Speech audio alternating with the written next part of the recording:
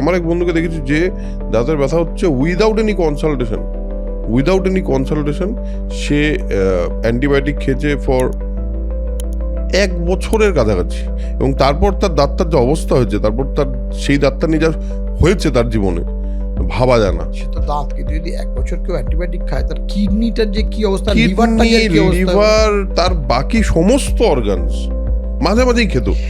এটা একটু প্রবলেমটা আমাদের দেশে তো আছে, মানে পৃথিবীতে কোথাও সমস্ত অ্যান্টিবায়োটিক লেখা থাকে scheduled age drug, stands for harmful. এটা কিন্তু পৃথিবীতে কোথাও ডিসপেন্স করা হয় না ওষুধের দোকান থেকে। আমাদের এখানে, কারণ আমি বিদেশে দেখেছি, আমেরিকাতে, ইটালিতে ওদের 3 রকম মেডিকেশন, ইটালি মানে ইউরোপে তো বটেই, একটা ওটিসি যেটা আমরা বলি ওভার দি কাউন্টার, যেগুলো পাওয়া যায়, অ্যান্টাসিডল, সাধারণ একটা প্যানাডল মানে প্যারাসিটামল। কিছু আছে প্যারাফার্মেসিয়া, মানে সেটা এক্স্যাক্টলি প্রেসক্রিপশন লাগে না, কিন্তু বললে, সিচুয়েশনটা বললে ওরা দিয়ে দেয়। আর বাকি এই ধরনের ওষুধ ফার্মেসিয়া মানে সেটার জন্য একদম একজন কোয়ালিফাইড ডাক্তারের প্রেসক্রিপশনই লাগবে with the registration number, otherwise they are not going to issue that medication.